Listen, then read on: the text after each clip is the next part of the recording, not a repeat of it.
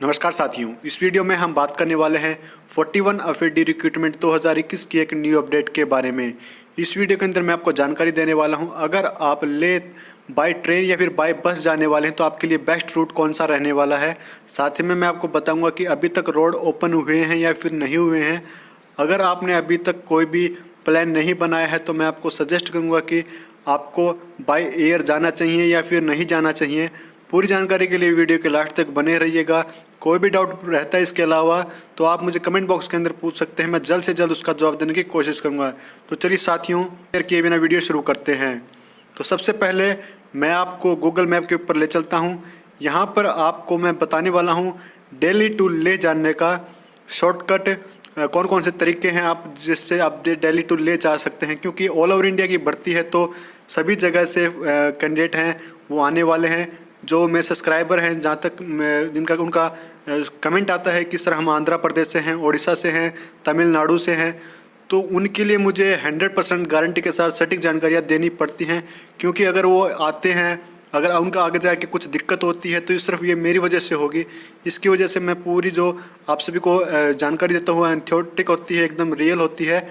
और चलिए दोस्तों, अब मैं आपको डिटेल के अंदर बात करते हैं। तो यहाँ पर मैं आपको जो डिस्टेंस देख रहे हो दिल्ली टू लेह का, यह आपका 983 किलोमीटर दिखा रहा है। लगभग ये आपका 1000 किलोमीटर पड़ता है दिल्ली से अगर आप बाय रोड जाते हो। इसके अंदर आपका अगर टाइम देखा जाए तो गूगल के हिसाब से ये बताता है कि आपका 1 दिन और 1 घंटा यानी 24 घंटा और 1 घंटा यानी टोटल 25 घंटे हो चुके हैं।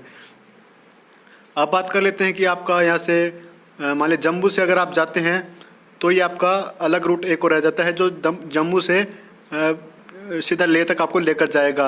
श्रीनगर और कारगिल वगैरह आते हैं बीच में, तो यहाँ तक आप जम्मू तक ट्रेन की सुविधा है जिसकी मदद से आप जम्मू तक तो बाय ट्रेन आ सकते हैं। अगर बात की जाए जो ट्रेन होती है ये आपके जम्मू तक आती हैं। अगर बात की जाए इससे आगे तो ये आपके उधमपुर तक आती हैं, उधमपुर तावी तक, और आगे आप बस ले सकते हैं। तो अगर बात की जाए तो ये डिस्टेंस से तो ये आपका 680 किलोमीटर दिखा रहा है जम्मू से ले, जिसके लिए आपका टाइम लगने वाला है 16.5 घंटे। साथियों, ये सिर्फ वही टाइम दिखा रहा है। मान लीजिए आप एवरेज जो स्पीड होती है गाड़ी की उसके हिसाब से ये आपको 16.5 घंटे में पहुंचा दिया जाएगा। लेकिन अगर आप रियल अगर इसमें सफ़र करोगे ना तो ये तो आप परेशान हो जाओगे इस इतने लंबे सफ़र में। अगर आप देख सकते हो मतलब कि आपको जो येलो लाइन दिखाई दे रही है, यानी यहाँ पर आपको थोड़ा बहुत ट्रैफिक ज़रूर है कि यहाँ पे गाड़ी स्लो वगैरह हो रखी हैं, इकट्ठा हो रखी हैं, जिसकी वजह से यहाँ पर आपको तकरीबन 1 से 2 घंटा एक्स्ट्रा लग सकते हैं। जैसे कि आप ये येलो लाइन दिखाई दे रही हैं, अगर आप ये इनको क्रॉस करोगे तब आपको पता चलेगा कि ये कुछ ज़्यादा ही ट्रैफिक भरा रोड है। अभी आप देख सकते हैं जो इसके अंदर रेड लाइट दिखाई दे रहा है, मतलब यहाँ पर ट्रैफिक यानी जाम हो रखा है।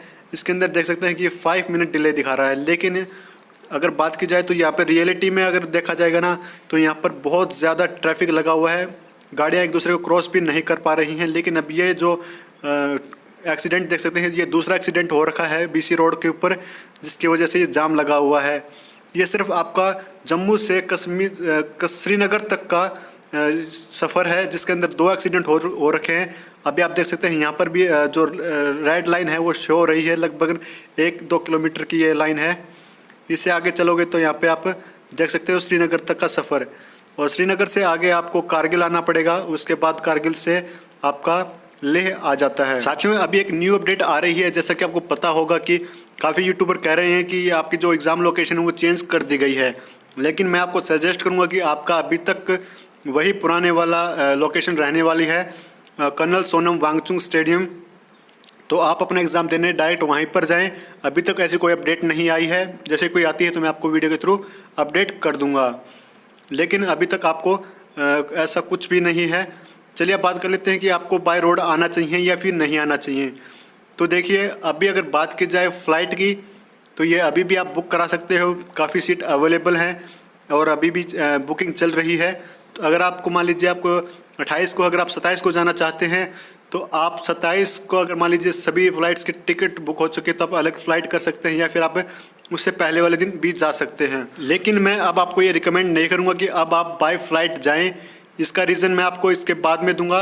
जब मैं आपको जो डिटेल देने वाला हूँ अगर आप बाय फ्लाइट जाना चाहते हैं उसके लिए।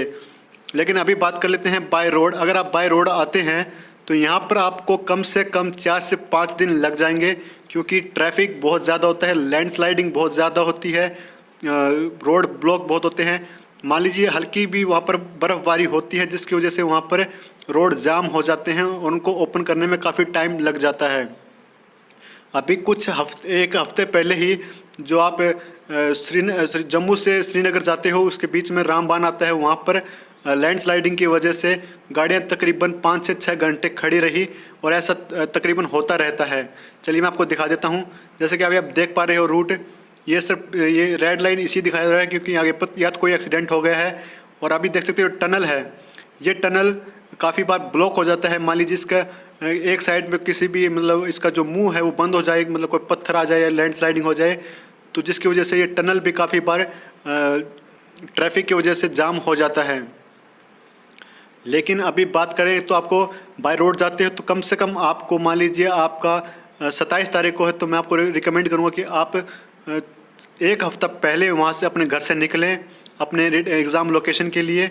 अगर डिस्टेंस देखा जाए तो ये आपका बहुत ज़्यादा पड़ता है, तो आपको रुक रुक कर जाना होगा। लेकिन अगर बात की जाए कि आपको मैं रिकमेंड क्यों नहीं करूँगा बाय फ्लाइट जाए, तो देखिए आपको दिल्ली से फ़्लाइट लेनी है लेह के लिए, और आपको इसका जो मैं प्राइस है वो दिखा देता हूँ कि अभी कितना प्राइस चल रहा है। अगर आप मैंने जो पहली वीडियो बनाई थी 1 महीना पहले कि अगर आपको कौन सा बेस्ट तरीका रहेगा वहाँ पर जाने के लिए, तो मैं आपको रिकमेंड कर रहा था कि आप बाय एयर जाएं। और अब मैं आपको रिकमेंड नहीं करूँगा कि आप बाय फ्लाइट जाएं, क्योंकि उस टाइम पे जो प्राइस था टिकट का वो आपका 3 से 3,500 रुपये था बस। लेकिन अभी जो टिकट का प्राइस है ये आपके सामने होगा, कुछ देर में आप उसे देख लीजिएगा।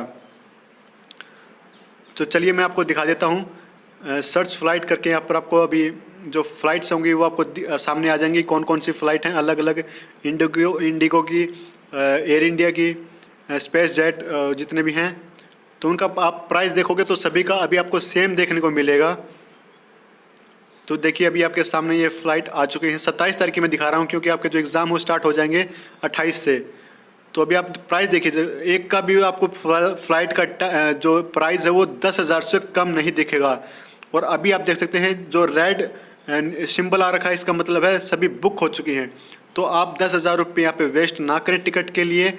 ये सिर्फ आपके भर्ती अपीयर होने के लिए चार्ज लगेगा, लेकिन मैं आपको रिकमेंड करूँगा कि अभी आप जाएँ तो बाय ट्रेन और बाय बस का यूज़ कर ही जाएं। और बाय रोड जाने के लिए आपको घर से 2 या 3 दिन पहले निकलना होगा, जितना आपको टाइम लगता है वहाँ पर पहुँचने में। साथियों, छोटी सी इन्फॉर्मेशन थी जो आप सभी के साथ शेयर करनी थी। अगर जानकारी पसंद आई तो वीडियो को लाइक और शेयर जरूर कीजिएगा।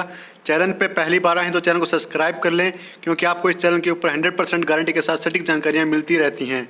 साथियों, इस वीडियो में बस इतना ही, फिर मिलता हूँ अगली वीडियो में। धन्यवाद।